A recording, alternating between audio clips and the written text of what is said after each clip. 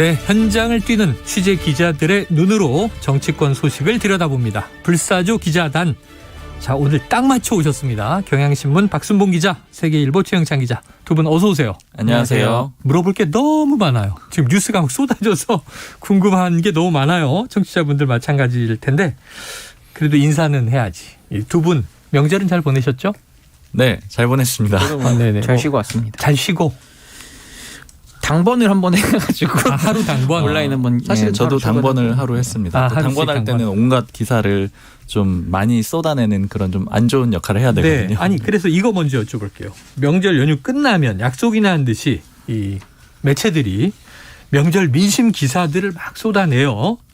자, 기자 입장에서 솔직하게 추석 민심 뭐 이렇다 저렇다 하는 이 신문의 기사들 최 기자님 어떻게 보십니까? 그러니까 이제 민심 기사인데 정당발 민심 기사잖아요. 정당발. 정당에서 얘기하는 민심이 이랬다더라. 네. 그러니까 전형적인 레파토리입니다. 연휴 마지막 날 기자간담회를 보통은 이제 원내대표가 여는데 이번에는 사무총장이 열었더라고요. 그래서 현장 민심이 이랬다더라라고 해서 주로 제가 느낀 거는 본인들의 지지자들을 많이 만나고 오나 봐요. 다들 그런 네. 아전 인수 격의 해석들이 나올 수 있는 그런 민심을 많이 전해주고 저희 입장에서는 조금 고마운 건 있습니다. 안 그래도 주말 연휴 껴서 기사가 참 없어요. 근데 어쨌든 발언을 함으로써 기사가 만들어질 수 있고 뭐 그런 고마운 점이 있기 때문에 안 그러면 전화 일일이 돌려야 되는데 또 연휴라고 전화 잘 안 받으시거든요. 의원님들이. 네.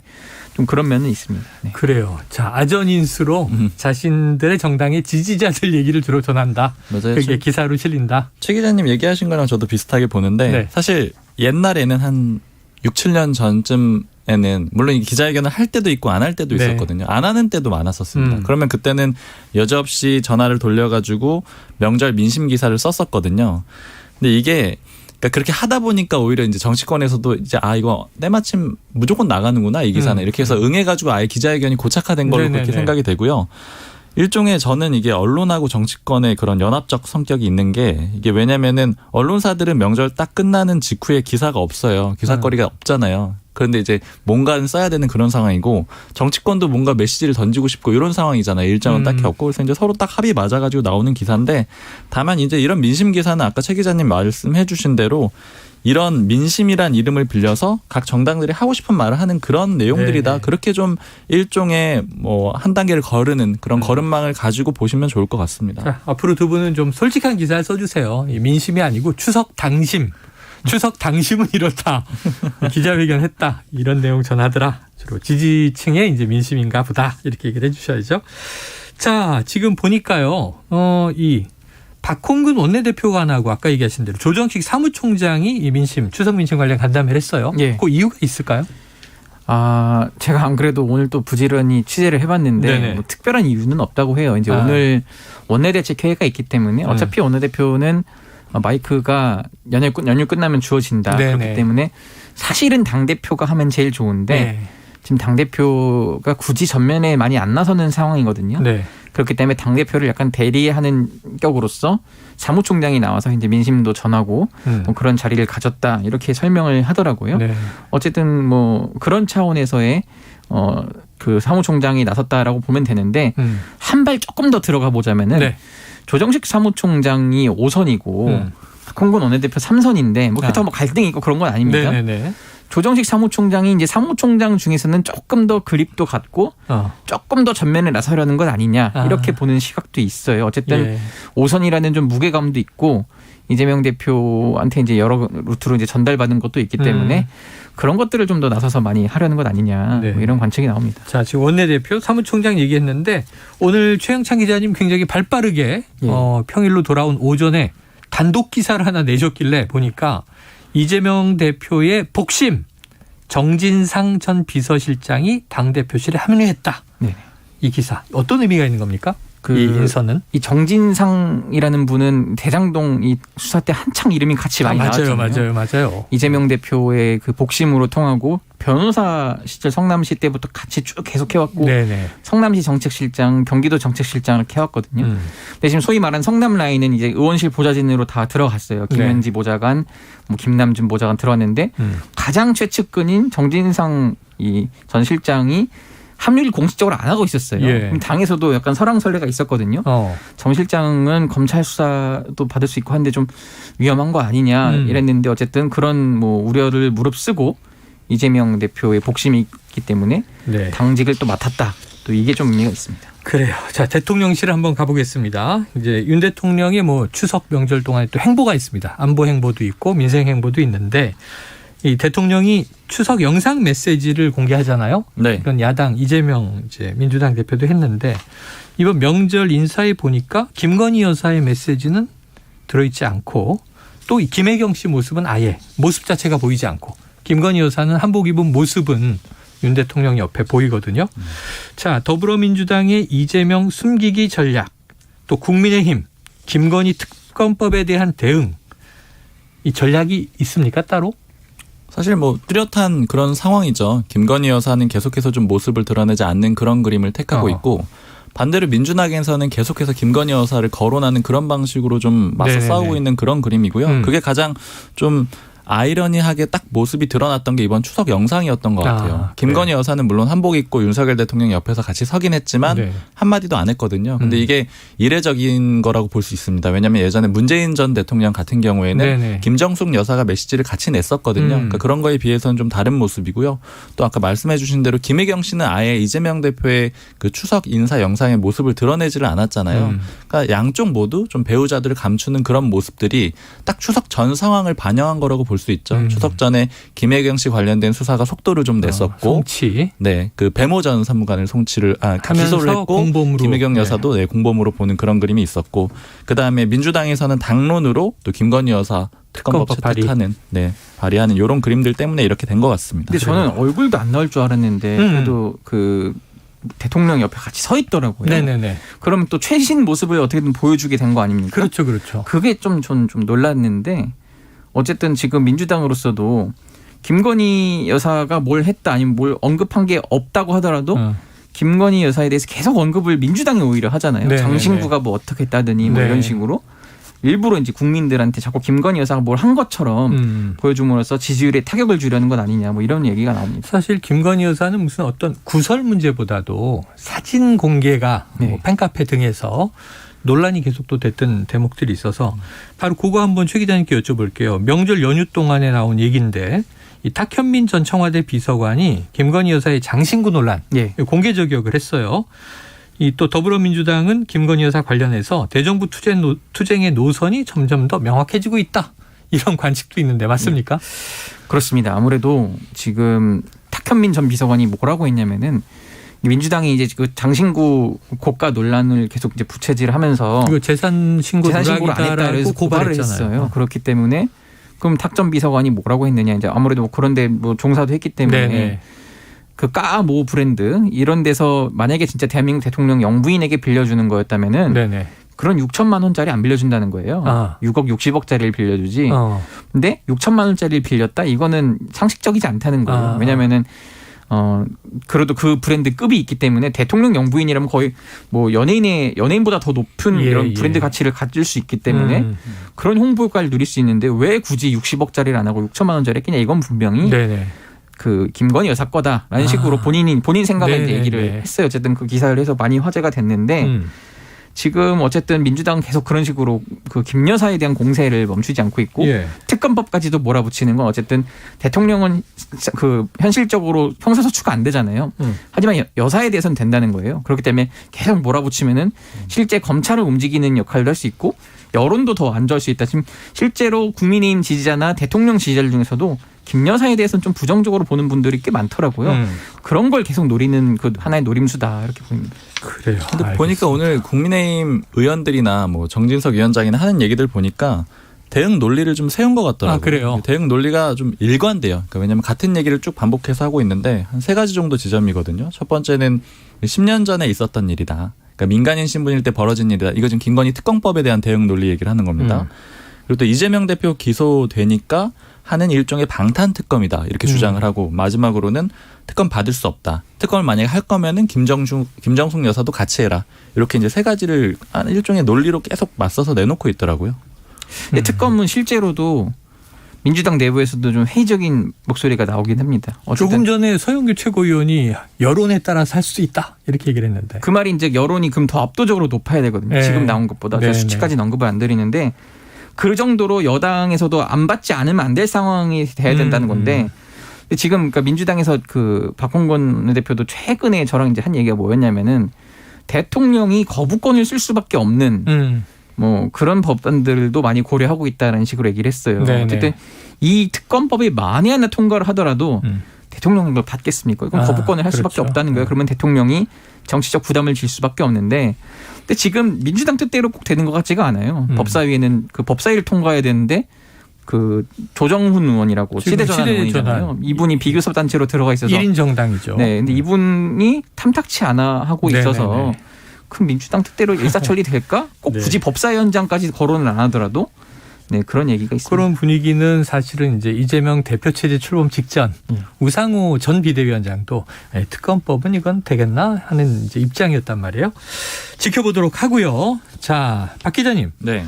지금 이 추석 명절 때까지 대통령실 물갈이 뭐 약 20% 80명 내외 될 것이다. 지금 마무리되는 분위기가 아닌가 싶어요. 정책기획수석을 국정기획수석으로 또 명칭도 변경했더라고요. 네. 쇄신 효과 어떻게 예견하십니까? 사실 그렇게 뭐 크다라고 볼 수는 없어요. 근데 상징적인 의미는 있습니다. 일단 첫 번째로는 네. 물론 이제 실무진들을 많이 바꿨다라는 네. 의미는 있겠죠. 근데 첫 번째 의미는 기존의 소위 정치권 인사로 대표되는 윤핵관 인사들을 대거 교체했다 이런 의미는 있을 수가 있습니다. 아까 말씀해 주셨던 게 지금 정책기획수석을 국정기획수석으로 바꿨잖아요. 네. 이관섭 수석이고 네. 그리고 이 수석을 바꾸면서 그 밑에 비서관이 원래 3명이었는데 1명 늘려줬어요. 예. 늘려준 게 바로 국정홍보비서관이거든요. 그러니까 이제 원래대로 보자면 홍보수석 산하에 있었던 비서관이에요. 네네. 왜 이렇게 늘려줬느냐 이게 대통령실에서 얘기를 하는 거는 국정기획부터 공보까지 다 통합을 해서 해라. 아하. 즉 일종의 컨트롤 타워를 하라는 그런 의미가 네네. 되는 거거든요. 그럼 예전에 이 교육부에서 내놨어서 논란이 됐었던 예를 들자면 초등학교 입학 연령을 만 5세로 단기는 이런 안같이 논란이 됐던 이런 일도 없게 해라. 네네. 한 번에 다 통과라는 그런 의미를 좀 주는 거고요. 그리고 특히 이 국정기획수석에다가 힘을 실어준 거기 때문에 이런 의미가 있습니다. 이관섭 수석이 산업통상자원부 차관 출신이에요. 네. 그러니까 한수원 사장도 했었고요. 그러니까 대표적으로 관료라고 볼 수가 있거든요. 이 그림 자체가 어떻게 되는 거냐면 기존의 윤석열 대통령 측근이라고 불렸던 윤핵관 그룹을 관료하고 검찰 라인이 몰아내는 그런 그림이라고 이해를 하시면 될 것 같아요. 정치인들을. 그렇죠. 그래서 이제 김대기 비서실장이 조금 더 주도권을 갖고 실무진들은 이제 검찰 라인이 좀 정리를 해버리고 이렇게 둘이 합을 맞춰가지고 그러니까 막 관측이 나오는데 이번 그 물갈이를 검핵관들이 주도했다. 그래서 정치권 윤핵관들을 몰아냈다. 그건 그렇게 맞습니까? 저도 좀 물어봤었는데 이제 모 대통령실의 뭐 실무진 이렇게 얘기를 들어봤을 때는 아무래도 이제 주진우 비서관이 좀 주도를 한 것 같다 이런 얘기들도 나오는 걸로 봐서는 검찰 라인에서 힘을 좀 쓴 거는 맞는 것 같고요. 근데 원래 그런 역할이기도 하고요. 원래 그런 역할도 있는데 다만 이게 관료 집단하고 합이 좀 맞았기 때문에 연합군 성격으로 좀 진행이 된 것 같고요. 근데 이게 오히려 저는 좀 부정적인 영향이 있을 수 있다라고 보는 게 지금 말들이 굉장히 많아요. 여권에서. 일단 첫 번째로는 이렇게 되면은 집권 1년 차인데 누가 용산에 가려고 하겠냐. 누가 행정관 실무진으로 가겠느냐 이런 얘기들을 하는데 지금 한 50여 명 정도가 추석 연휴 전에 소위 잘린 거잖아요. 그러니까 자리를 잃었잖아요. 근데 이 사람들이 뭐 어떤 출신이냐 이런 것들이 물론 논란도 있긴 했는데 네. 어찌됐든 간에 윤석열 대통령이 당선되는데 도와준 역할을 한 사람들이 대부분이거든요. 근데 이 사람들이 지금 몇 개월 만에 짐을 싸서 물러났고 보통 대통령실에 가게 되면은 보통 이제 행정관을 한 다음에 소위 뭐 기업이라던가 아니면 공기업 같은 데 가서 좀 좋은 자리를 받게 마련이에요. 이게 그렇죠, 일상적인 그렇죠. 좀 과정인데 그런 식으로 일종의 뭐 이렇게 좀 보상을 해주는 그런 네. 그림이었던 거죠. 근데 지금 잘려나간 사람들이 아마 자리 잡기가 쉽지 않을 거예요. 왜냐하면 그렇죠. 지금 나온 사람들은 잘렸다라는 그런 일종의 예, 낙인이 예. 찍혔기 때문에 낙인 효과. 그런 불만들이 있고 소위 좀 기자들 상대하는 이제 뭐 행정관 같은 경우에는 약간 눈물을 흘리기도 했다 그래요. 이제 그런 얘기들이 있는 걸 보면은 이 결국 대통령실에 가는 게 예전에는 영전이었는데 지금 가는 게 좋은 거야? 이런 얘기들이 나오게 될 거고 네. 그러면 소위 말하는 능력 있는 사람들이 오겠느냐 이런 불만들이 있고 그다음에 이 사람들이 다 지금 일종의 원한 갖게 되잖아요. 그렇죠. 이것도 뭐 정권에 도움이 되겠느냐 이런 자, 얘기들이 그 있습니다. 얘기 하셨으니까 바로 관련 이슈로 가겠습니다. 구인난 정치권의 구인난 다 위원 좀 맡아주세요. 그럼 가고 있는 위원? 그러고 막 이렇게 임명장 받아서 좋아하고 가고 인스타에 막 올리고 그랬거든요. SNS에. 지금은 안 가요. 싫어요. 이런 분위기인데 바로 국민의힘 지금 비대위원들 말이에요. 지금 오늘 이제 자 인선이 완료됐다 하자마자 지금 한 명이 교체되는 일이 벌어져서 자 박 기자님. 네. 지금 유이동, 최재형, 윤희숙 이런 이제 전현직 의원들이 모두 고사했다고 하는데 이번에 이제 구성된 면면은 어떻게 보십니까? 한 명씩 좀 짚어볼 수 있을 네. 것 같은데 일단 통칭해서 보자면은 저는 키워드는 정진석 위원장과 윤석열 대통령 이렇게 꼽을 수가 있을 것 네. 같아요. 일단 윤석열 대통령 라인으로는 지금 이제 방금 말씀하신 대로 그만둔 주기한 전 비대위원이 원래는 꼽혀 있었죠. 가장 오랜 인연이고 막역한 라인이잖아요. 네, 그리고 논란에도 불구하고 임명을 시킨 거잖아요. 네네네. 근데 결과적으로 또 바로 그만뒀습니다. 예. 그래서 이제 그만둔 거 저도 의아해가지고 일단 좀 알아봤는데 이게 좀 여러 가지 얘기들이 있는데 일단은 정진석 위원장이 직접 연락을 안 하고 발표를 했다 이런 얘기도 좀 있습니다. 아, 본인의 의사를 확인하지 않고. 네, 왜냐하면 이미 기존의 비대위원이었기 때문에 크게 들어있었으니까. 문제가 없을 거라고 보고 임명을 했다 이런 얘기도 있는데 요거는 좀 더 알아봐야 되겠지만 네네. 어찌됐든 간에 소위 말하는 윤핵관으로 분류가 되면서 좀 부담을 느껴서 본인이 그만뒀다 이런 네. 얘기들이 같이 좀 나오고 있는 상황이고요. 아하.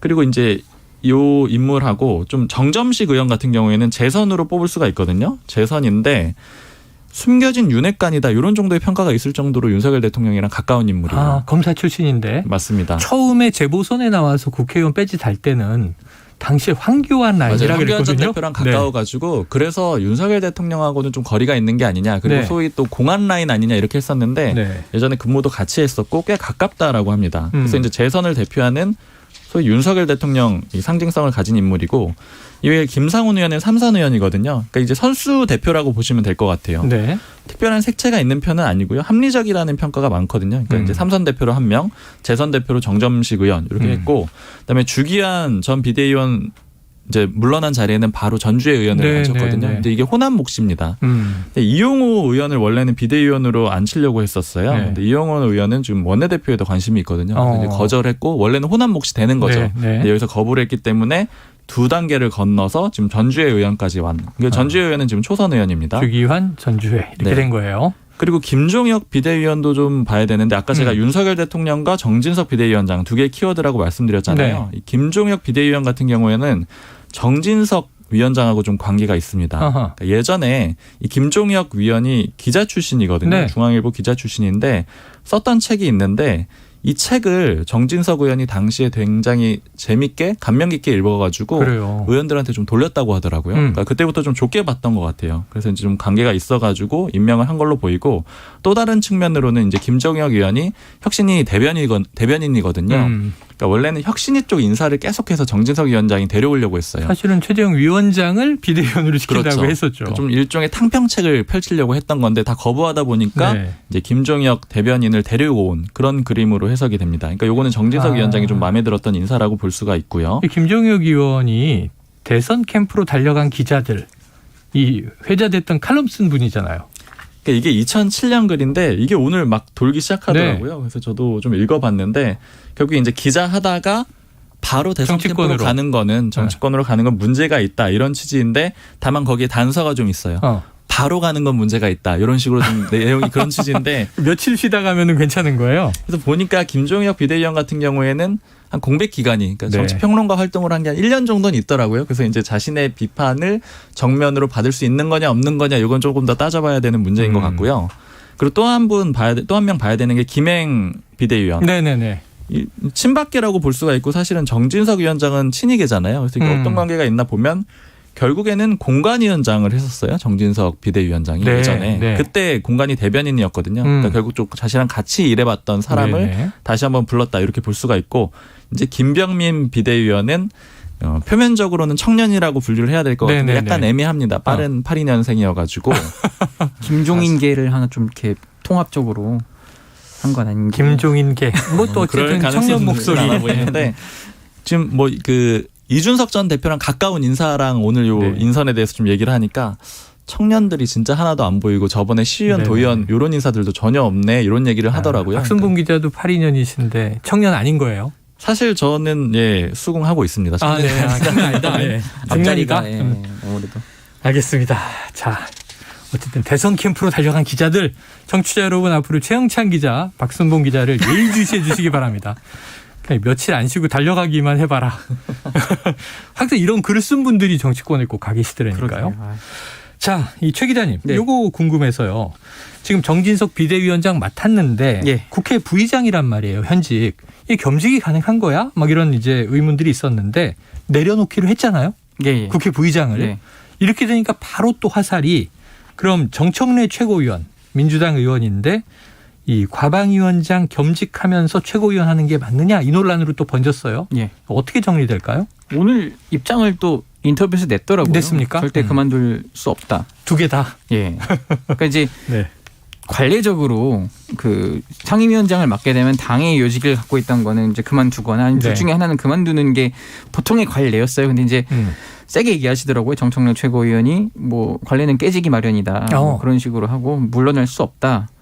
뭐 이렇게 했는데 어쨌든 본인은 좀 그렇게 생각하는 것 같아요. 이제 정진석 국회 부의장 이제 비상대책위원장은 원래 국회 부의장을 연말까지만 하게 돼 있는 건데 네네. 조금 앞당긴 건 아니냐. 근데 이제 본인도 과방위원장은 어쨌든 여야 합의에 따르면 1년만 하고 내려와야 되는 상황이잖아요. 네. 이제 겨우 막 시작했는데 나보고 지금 그만두라고 하면 이게 말이 되겠냐. 그리고 특히 지금 과방위가 약간 전선이 그어져가지고 굉장히 전투력 있게 싸워야 되는 상황이거든요. 어쨌든 그런 것 때문에 본인이 야당 그 과방위원장으로서 역할을 하겠다. 또 그런 게 있고 또 이런 논리가 작동하는 것 같아요. 국회 부의장은 본회의 때 본회의장에서 이제 의사봉을 들고 하는 것 아니냐.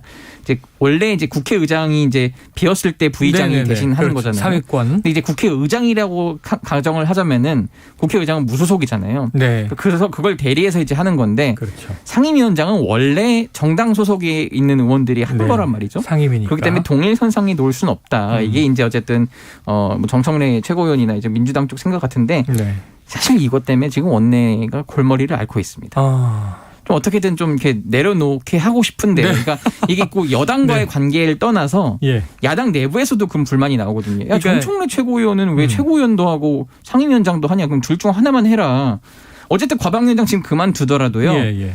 다시 표결을 하는 거 그런 절차를 거치기 때문에 이 정청래 위원장은 일단 과방위원장을 그 자기 이력에 하나 넣을 수가 있어요. 네네. 이미 그럼 한 번 하지 않았냐가 되는데 당내에서 그럼 또 볼멘 소리가 나오거든요. 혼자 다 해먹으려고 하냐 이런 식으로 네. 비판이 나올 수 있다. 야당은 자리도 많이 없는데 네네. 나눠줬으면 하는 마음이 있겠죠. 그런 또 내부 원내에 불만사항이 있습니다. 정청래 최고위원 사실은 뭐 상당히 높은 순위로 최고위원이 돼서 수석이죠, 수석 지금. 네, 고민정 이 최고위원 친문계로 분류된 분 빼고는 나머지 다 친명계 일색이다 그랬었잖아요. 근데도 좀 부담스러워하는 그렇죠. 내부 이재명 느낌이 있는 것 대표 같아요. 쪽에서도 사실 좀 부담스러운 게 네. 정치로 보면요. 굉장히 고단수인 분이에요. 삼선에다가 네. 정치 입문도 좀 빨랐고요. 예. 구력이 되기 때문에 굉장히 그 머리 수싸움에도 능하고 이렇게 강성 모습도 있고 그렇죠. 팬덤이 이재명 대표에 버금갈 정도로 많아요. 예. 그렇기 때문에 이재명 대표와 만약에 선을 그어할 경우가 있으면 본인도 본인 주장을 세게 할 수 있거든요. 이번에 어쨌든 대변인 인선에서도 본인과 그러니까 원래부터 친명계는 아닌 거죠. 그렇죠. 자기 정치를 해온 분인 사실상 거죠. 뭐 자기 정치를 해온 분이라서 네. 어쨌든 그런 분이기 때문에 이재명 대표에서 측에서도 계속 이렇게 얘기를 합니다. 진짜 찐명은 그 박찬대 최고위원 하나다. 뭐 이런 식으로 얘기가 나오고 있습니다. 자, 또 찐명, 친명, 그럼 뭐 멀명, 반명. 복잡합니다. 네, 여기서 이 불사조 기자단 정리해 보죠. 박순봉 경향신문 기자, 최영창 세계일보 기자 오늘 말씀 고맙습니다. 감사합니다.